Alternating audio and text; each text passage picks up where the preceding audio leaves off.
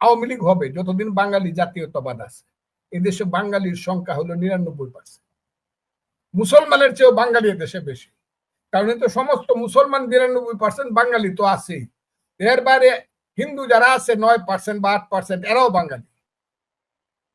কাজে ৯৯% বাঙালি আছে। ৯৯% বাঙালির একটা দল থাকবে না, এটা কে কইছে আপনাকে? দলটা কিছুদিনের জন্য লুকায় থাকতে পারে, স্থগিত থাকতে পারে, পালায় থাকতে পারে, কিন্তু দল তো একদিন হবেই। বাঙালির দল হবে, সেটা আওয়ামী লীগ নামে না হোক। আওয়ামী লীগ নামটা আওয়ামী হলো উর্দু, আর লীগ হলো ইংরেজি, একটা বাংলা নামে হইতে পারে, হবে না কেন? যে দলটার মূল কথা হবে আমি বাঙালি, তুমি কে আমি কে, বাঙালি বাঙালি। মানে অতিরিক্ত পরিমাণে মুক্তিযুদ্ধ নিয়ে কথা বলার কারণে আপনার এই সাজা পেতে হলো, নাকি ৭১ আর ২৪-এর তুলনা করতে বারবারই, মানে ৭১ আর ২৪ তুলনীয় নয় এমন কথা বলবার জন্য আপনার সাজা হলো, নাকি এনসিপি সহ ২০২৪-এর জুলাই আগস্টের আন্দোলনে নেতৃত্ব দানকারী তরুণদেরকে আপনি যথেষ্ট সম্মান দিয়ে কথা বলেন না, আপনি তাদেরকে কালো শক্তি বলেন, এমন সব অভিযোগে আপনার সদস্য পদটা গেল? মানে কি, অনেকগুলো সন্দেহ তো করাই যায়, কাজে আপনি বুঝতেই বা পারছেন না কেন? মানে এখন নানা, মানে দলের কারো তরফে আপনার সঙ্গে কোনো আলোচনা হয়নি? না, কারোর সঙ্গে আলোচনা হয়েছে কি হয়নি সেটা আমি বলবো না, আমি আপনাকে বলি। আমার কাছে মনে হয়েছে মুক্তিযুদ্ধ তো শুধু আমি একা করি নাই। বাংলাদেশের তৎকালীন ৭.৫ কোটি মানুষ মুক্তিযুদ্ধের সঙ্গে ছিল। অস্ত্র হাতে যুদ্ধ করেছে মুক্তিযোদ্ধারা, কিন্তু সমস্ত মানুষ তাদেরকে সাহায্য করেছে। খুব নিম্ন সংখ্যার কিছু আলবদর রাজাকার দালাল বাদে। কাজেই বাঙালি জাতি মুক্তিযুদ্ধের পক্ষে ছিল সেই সময়, এটা সত্য।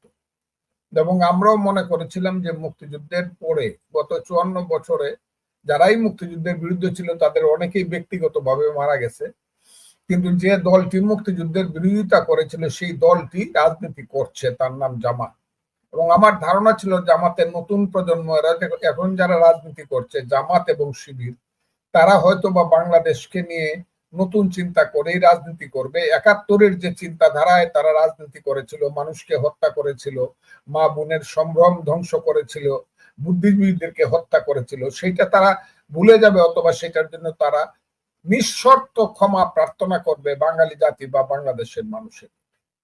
কিন্তু ৫ই আগস্টের পরে আমি দেখলাম যে তাদের সেই চিন্তাটা এখন পর্যন্ত, এই যে রাজনীতির বাইরের চিন্তা, মুক্তিযুদ্ধের বাইরের চিন্তা, মুক্তিযুদ্ধকে হত্যা করার চিন্তা, ধ্বংস করার চিন্তাটা তাদের রয়ে গেছে, তাদের মাথা থেকে যায় নাই। যদিও তাদের পূর্বপুরুষেরা চলে গেছে, কিন্তু তাদের পূর্বপুরুষদের অপমানের প্রতিশোধ নেওয়ার জন্য বা পরাজয়ের প্রতিশোধ নেওয়ার জন্য তারা বারে বারে বলতেছিল ৭১-এ কোনো মুক্তিযুদ্ধ হয় নাই, ৭১-এ হয়েছিল একটা গন্ডগোল, যে গন্ডগোলের মূল কনস্পাইরেটর, ষড়যন্ত্রকারী ছিল ইন্ডিয়া বা দিল্লি। আমরা সেই কারণে মুক্তিযুদ্ধ এটাকে বলে না, মুক্তিযুদ্ধ ছিল ৪৭ এবং শেষ মুক্তিযুদ্ধ হলো ২৪। তখন থেকে আমি ফাইটটা করতেছি, রাজাকারের বাচ্চা, আলবদরের বাচ্চা বলে, যে না, এখনো মুক্তিযোদ্ধারা জীবিত আছে, যদি এই কথাই বলো তাহলে আবার কিন্তু যুদ্ধ হবে, দেশে একটা রাজনৈতিক যুদ্ধ। আমি এখান থেকে তখনও সরি নাই, ভয় পাই নাই, এখনো সর্বনা এবং মৃত্যু পর্যন্ত সর্বনা। যদি কেউ মনে করে ৭১-এ কোনো মুক্তিযুদ্ধ হয় নাই, আমি অবশ্যই মনে করব সেই বাংলার মানুষ না, বাংলাদেশের মানুষ না, তার বাড়ি পাকিস্তান। আর এই আন্দোলনের উপরে ভিত্তি করে অন্ধকারের শক্তি, কিন্তু আমি ছেলেদেরকে বলি নাই, আমি বলি অন্ধকারের শক্তি বলি জামাতকে, এখনো তাই বলছি। আমি এর থেকে একটুও সরছি না, যে পর্যন্ত জামাত ক্ষমা না চাইবো যে এই দেশে তারা যা বলছে এবং করছে এবং তাদের পূর্বপুরুষরা যা করেছিল এটা ভুল, সেই পর্যন্ত আমি তাদেরকে অন্ধকারের শক্তি বলবো। ছেলেদেরকে আমি বলছি সেই শক্তির মুখপাত্র, তারা তাদের কথায় চলে, সুযোগ সুবিধা মতো চলে, এবং জামাত শিবির তাদেরকে কাজে লাগিয়েছে। কারণ ছেলেরাই নিজেরা তাদের মিটিং এ দাঁড়িয়ে, তাদের কাউন্সিলে দাঁড়িয়ে বলেছে যে আন্দোলনের ভ্যানগার্ড ছিল জামাত এবং শিবির। কাজে আমি মনে করি ৫ই আগস্টের পরে আমরা যারা গণতন্ত্রের জন্য, ভোটের জন্য সংগ্রাম করতেছি, ২৬ সনের ১২ ফেব্রুয়ারির মধ্যে ভোট হোক সংগ্রামটা যারা করতেছি, তারাই এক রকমের আন্দোলনের চিন্তা করছি। আর এখন যারা বলতেছে যে না, এটাকে আগে সিদ্ধান্ত নিতে হইব ৭১ সন ঠিক ছিল না বেঠিক ছিল, পাকিস্তান হবে না বাংলাদেশ হবে, ৭২-এর সংবিধান থাকবে কি থাকবে না, এটাকে ছুঁড়ে ফেলাইয়া দেওয়া হবে নাকি জুলাই সনদ হয়েছে ৭-১২ রকমের কথা, এবং পিআর না হইলে সিআর না হইলে ইলেকশন হবে না, এইসব যারা বলতেছে আমি তাদেরকে বলছি কালো শক্তি। সেই কথাটা তারা ধরছে, কালো শক্তি। এখন কালো শক্তিকে খুশি করার জন্য যদি আমার দল আমাকে এক্সপেল করে তাকে সাময়িকভাবে, কালো শক্তি খুশি হয়েছে কিনা তারা দেখুক। এবং আমি এখনো মনে করি আওয়ামী লীগ যদি না থাকে, বিএনপির রাজনৈতিক মহাশত্রু হিসাবে দেখা দিবে জামাত এবং স্বাধীনতা বিরোধী শক্তি। বিএনপি যতদিন এটা না বুঝবে ততদিন পর্যন্ত বাংলাদেশের রাজনীতির আকাশ পরিষ্কার হবে না।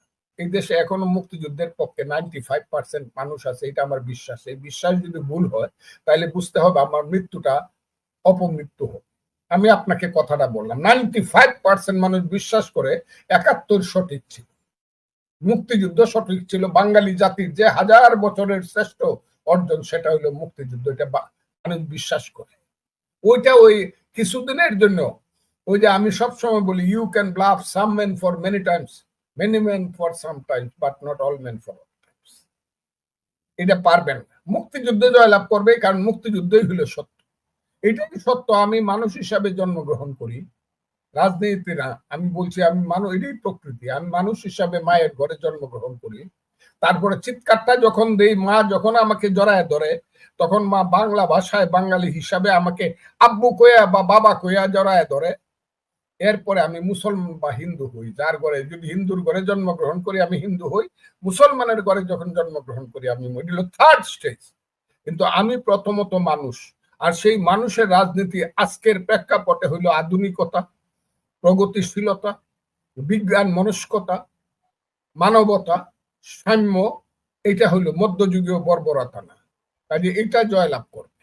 আমার মসজিদে আমি যাই, একজন ইমামের পিছনে নামাজ পড়ি, সেই ইমাম সাহেব একটা রেপ কেসে পড়ে তার যাবজ্জীবন কারাদণ্ড হইল, বা খুনের কেসে পড়ে যাবজ্জীবন কারাদণ্ড হইল। এর অর্থ কি আমি বলবো যে মসজিদে আর যাব না, ইমাম সাহেব খারাপ? শেখ হাসিনা একটা দেশ চালাইছে মুক্তিযুদ্ধের নামে, ইমাম সাহেব নামাজ পড়াইছে ইসলামের নামে, এই কারণে কি ইসলাম খারাপ হইলো? বা শেখ হাসিনা মুক্তিযুদ্ধের নামে দেশ চালাইছে বলে শেখ হাসিনা বা তার সরকার খারাপ হইতে পারে, তার বিচার হইতে পারে আইনগত, এই কারণে মুক্তিযুদ্ধ খারাপ হবে কেন? আমি মুক্তিযুদ্ধের পক্ষে এই কারণে আছি, মুক্তিযুদ্ধ হল বাঙালির শ্রেষ্ঠ অর্জন। এবং আমি মৃত্যুর আগে শেষ নিঃশ্বাস ফেলায় দেখতে চাই যে এই দেশে মুক্তিযুদ্ধ জীবিত আছে, এই দেশে আমি মৃত্যুবরণ করতে চাই। আমি কোনো ওই পূর্ব পাকিস্তান রূপী দেশ যেটা এখন হয়ে যাচ্ছে, কোন জঙ্গি দেশে আমি মৃত্যুবরণ করতে চাই না, বা মৃত্যুবরণ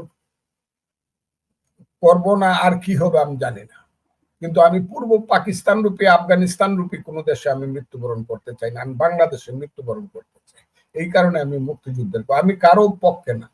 আওয়ামী লীগের পক্ষে, ওই জামাতের বিপদ না। জামাতকে তো বলছে, জামাত যদি, তারা যদি গণতন্ত্রের রাজনীতি করে, এমনকি তারা যদি ইসলামের রাজনীতি করে, তারা যদি বলে আল্লাহ আমাদের প্রভু, মোহাম্মদ আমাদের নেতা, কোরআন আমাদের সংবিধান, আসো পলিটিক্স করো, জিহাদ আমাদের পথ, ভোট যদি মানুষ দেয় ক্ষমতায় যাও, কথাটা। কিন্তু একটা কথা বলার পরেই দেখছেন তো জামাতের উপরে এবারের পূজায় কি ধরনের তহম্মত বলে এটাকে, কি ধরনের গর্জন শুরু হয়েছে বুঝেন তো?